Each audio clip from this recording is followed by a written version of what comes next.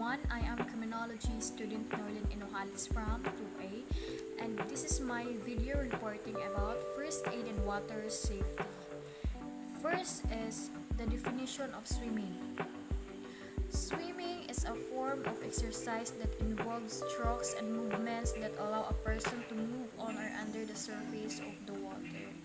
Swimming is a way para makasurvive ta sa water, like walking, di ba mamaya ito gamit para makasurvive ta sa land. And swimming is so fun, proven and tested. Even though the swimming is so fun, basig makalimot ta bitaw nga we need to apply the different personal safety to make it safer. First is learn to swim well enough to survive in an emergency. Dapat kamao yun ka no, kay dili man mahibawaan nga ba ugan ka, kamao ka mo float dapat para makasurvive ka. Kay ang float nga technique is helpful to na kayo, especially kung hagoon ka maluya ka mo to kapakapa.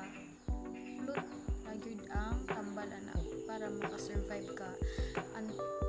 Basta kay imong ilong o baba is nasa babaw, dili maakman sa tubig, makasurvive na ka ana. Next is never swim alone and swim only with a body who has the ability to help when necessary. Kung maglangoy mo, especially sa mga sapa, ingana ka nang walay nagbantay, need ka og kauban dili lang usa. Okay? Kitay butabangon ka, kitay na unsa ka sa tubig, dili man nakadaog. Napay tendency nga kamong duha ang malunod. Next is swim only in supervised area. So ni dapat kung maglangoy mo na ay magbantay kay di ba mas safe kung may magbantay kay inyong kauban o ingana no nay muluwas na ay kanang naaman na sila mga gamit yung mga equipment. And next is follow the rules set up for a particular pool, beach or waterfront. So manig ingon nga kung unsa ang mga rules imo gimutumanon kay example naibutang ana nga bawal ang padungan kay delikado pero dong gyud ka. So mauna na siga siya kay tungod sa imong kaugalingong katumanon. Next is learn the simple and safe reaching rescues. Mo ni need yun i-apply sa imong kaugalingon kay ug na kay kauban maka-rescue ka dayon kay imbis ba pwede pa ta tumarescue na dili makamuo wala makay alam maanod na laman or malumos. Next is know how to administer artificial respiration. So mao ni importante pud ni kaayo kayo na may kauban or dili man gyud kauban ninyo nya nalumos ba nya need mo nag CPR no para maluwas kay luoy sad bisag pwede pa dai tulo pwede pa tumabuhi kung imong CPR nya walay nakahibaw luoy ra man mapadayunan. Next is know your limitations and do not overestimate your ability. Ano ni kung kamao ka malangoy dili magpasikat kinay uban nga nang kamao ba na uy mudong wato nya wala kay baw nga especially ang pinakadelikado di ba ang falls kini nahitabo diri sa among sa Isidro katong si Lady Rider na naligo sila sapa nya way init ang ilang lugar init nya wala sila kay baw nga kusog ug uwan sa babaw ditso ang tubig na pinakalit nga ni bundak bisag kamao siya bulang way wala si sana luwas kay ang current sa tubig kusog naman kayo nya mangga siya bato na mangga na kusog-kusog na siya taman an gyapon mag-amping bisag unsa ka kaanad. And next is stay out of water when overheated or overtired. Ayog langoy-langoy kung gikan ka sa init o ikapoy ka kay ang tubig biya maka-affect sa imong body maka-cause ni og unsa pa na diha o kanang kusog kaayo makabikog ning gihago ka nya mo ditso ka kumol sa tubig o dili ra kana bikog imong madangat kung magkumol kag tubig nya gikapoy ka o gikan ka sa init dili man ganita pa nun sa tubig di ba kanang gihago ta dapat mag-relax sa una maglingkod sa una pakam sa imong kaugalingon. Next is stay out of water during the electrical storms. Og ingani ang sitwasyon dili gyud ka moduol sa tubig Kay ang electrical is delikado man ang sa gamay ra nga touch sa tubig niya kana nga electrical is naa sa tubig sad na makunintihan na ka. Next is dive only to known waters of sufficient depth. Kung mag-dive gani ka, dili anang mabaw. Kay ug dive ka sa mabaw. Next is do not substitute inflated tubes, air mattresses, or other artificial supports for swimming ability. Kung naa kay something mga gamit nga panglangoy, ayaw hilabti kay og dili na nimo na mabalik, dili naman na mo function. Maoro na imong kabisan. Imo gamiton ang gamit nga imong gihilabtan niya naguba na. Dili na safe, dili na makatabang nimo. And next is always swim a safe distance away from diving boards and platforms. Dili magpaduol sa debananan kay for example wala sila kabantay nimo nga naa ka sa ubos, imulukso sila. Nabi ni natabo diri nga nabungi. Luksuan.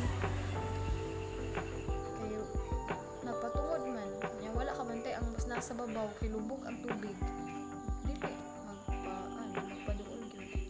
Ato ka sa kanang daplin lang. Avoid long periods of immersions or overexposure to the sun. Expose imong skin sa sun kay maka-cause man ng skin cancer. O dili lang skin cancer na pa ubang sakit yun. Next is take instructions under qualified instructor before participating in any aquatic sports such as skiing, scuba diving, and water skiing. So need kang instructor para ma-aware ka kung sa imong buhaton and more safe kung naa kay instructor. And next is call for help only when really needed.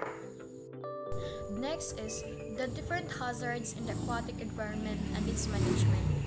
Hazards in the aquatic environment. For every type of environment, there are always relative hazards for people. Since aquatic environments are not the natural environment for humans, there are more hazards in one environment than in others.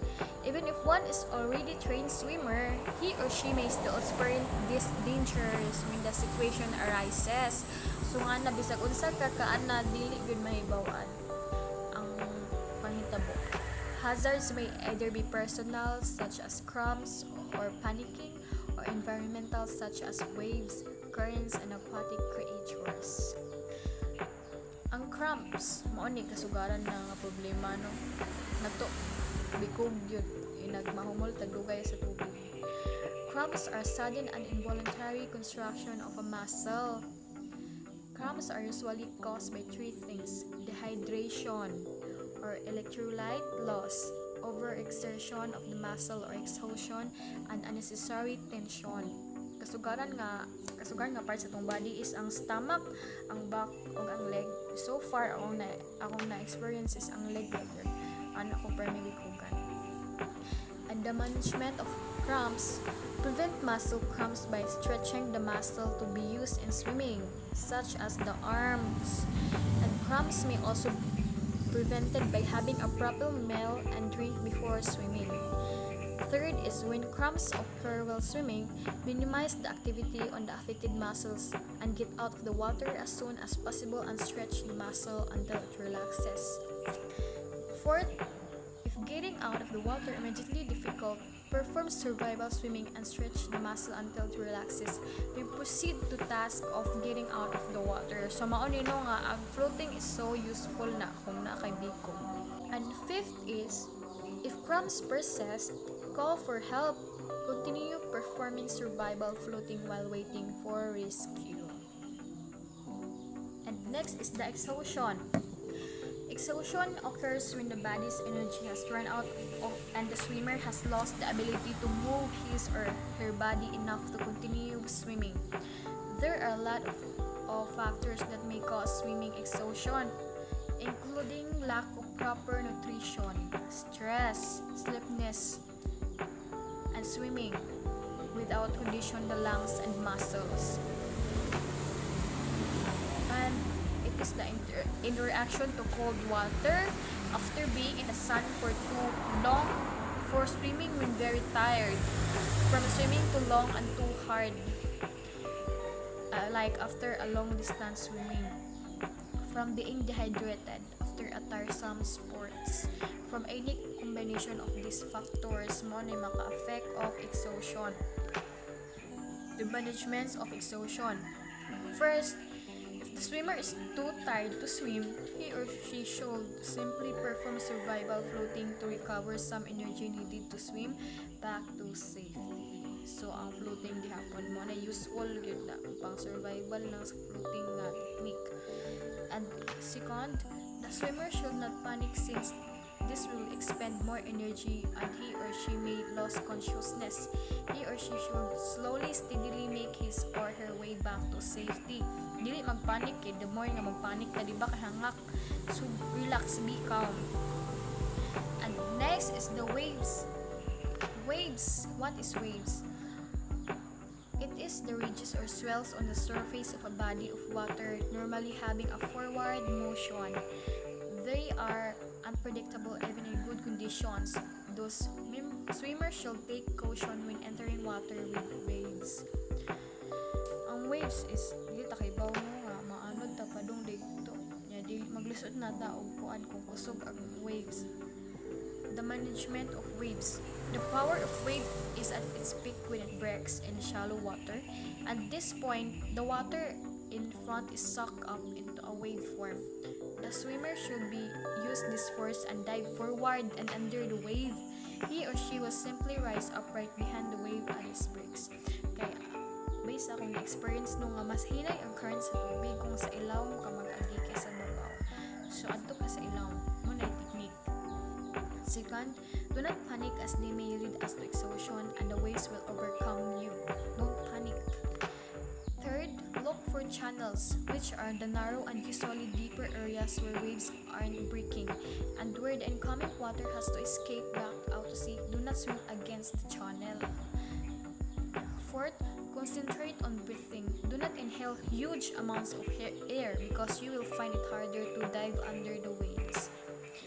Fifth, if these attempts fail, call for needed help. Next is the marine life. There are animals that considered water as their natural habitat. If a person happens to disturb their natural habitat while swimming, they will activate their defense mechanisms that may harm the swimmer, like sea urchins. Manano nga tujom kung matunog ka ana and stingrays and jellyfish each have their own defense mechanism against possible danger. The poisonous venom from a sea urchin or a jellyfish or the powerful electrical current from a stingray may cause death of some person. Sharks are a hazard if one swim in the sea or ocean. Ako maglangoy kuno ako kadlukan is ang shark kay siyempre tigtanaw tag salida diba hadlok kayo. And the management to prevent marine life para makasurvive. Know the area. If there are sharks, sea urchins, jellyfish, or stingrays, do not attempt to swim. Diba, dili ka magkataka-taka o na ang ganyan na anak para safe ka. Second is for a sea urchin sting, try to remove the spines with your hand wrapped around a clean cloth. Sakit ka ayun nang tunok sa tujong.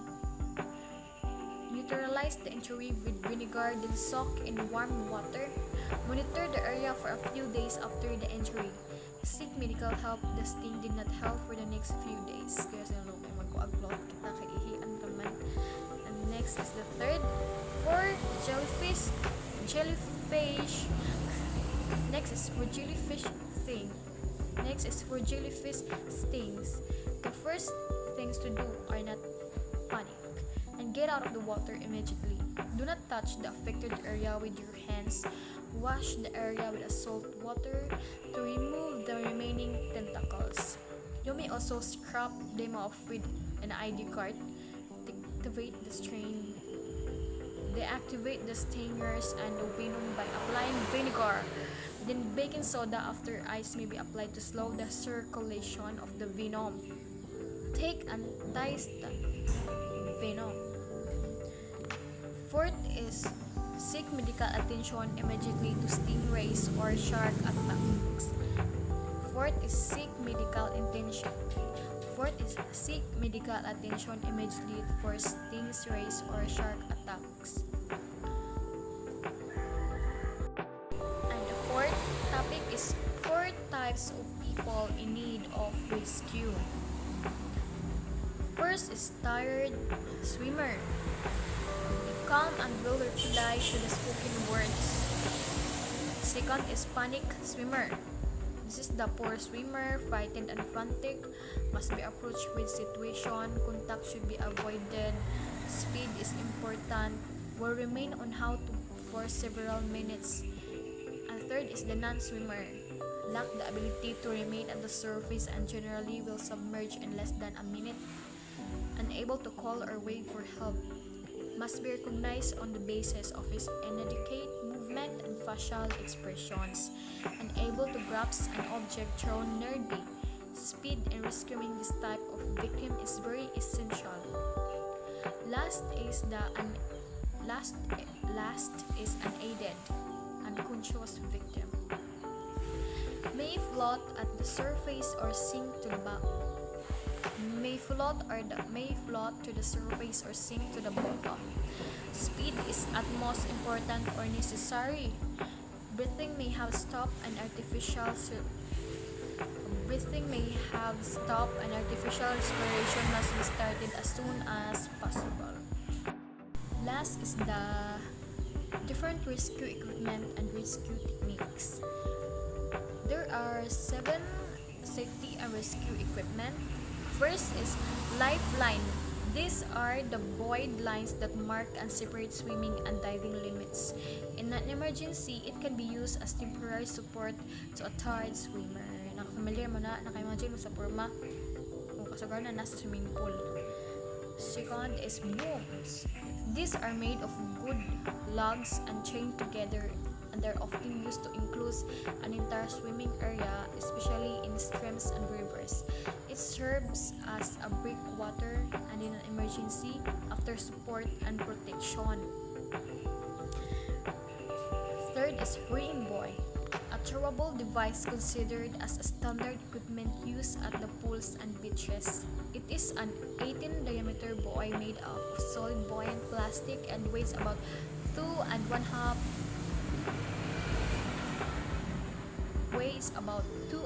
pounds. The grab line and the 50-foot retrieving line are made of 1.5-inch polyurethane. Fourth is the shepherd's crook, a reaching device and known as the oldest piece of good rescue equipment. The blunted hook is large enough to encircle the entire body of the victim and is unconscious and able to hold on. The use of lightweight aluminum is far more effective and usable. Fifth is the heaving line. This is a strong line, properly coiled and thrown, can be used to extend the rescuer's reach to 30 to 40 feet. The lines are light weight and they have a larger knot or a monkey fist on the throwing end. Six is the safety post. A homemade safety post can be constructed from easily obtainable materials and should be set near water at any point where swimmers might get into difficulty or trouble. Seventh is the backboards. Spine standards rescue equipment at all swimming facilities. Spine boards can easily made from inexpensive materials varnished with several coatings of our good spar varnish and should be kept ready. Interior or marine 3/4 inch plywood 18 inches by 16.5 feet should be rounded at the corners and equipped with hand tied down holes to provide handholds and a place to rescue restraining straps. Runners should be attached to and run the length of the bottom of the board to make sliding the victim out of the pool easier and smoother and save the rescuer's fingers when placing the weighted board down on the deck. And there are 2 rescue techniques. First, assess the situation and remember your training. Be calm, pinpoint the subject's position. Make sure medical aid has been summoned if it appears needed. Keep curious bystanders from interfering with a rescue effort. Next, second, planning the rescue quickly and calmly. Prescribed pattern of rescue. A competent, a competent lifesaver a competent lifesaver follows a prescribed pattern, planning his rescue and must consider his options before any action is taken. And the pattern to follow is called the order of methods of rescue. It starts with the easiest and most common and progresses to the more difficult situation. First, reach. Second is wadding or assist. Third, throw. D is row. And E, go. And that is my video reporting about the first aid and water safety. Again, this is criminology student Noli Enojalis from 2A.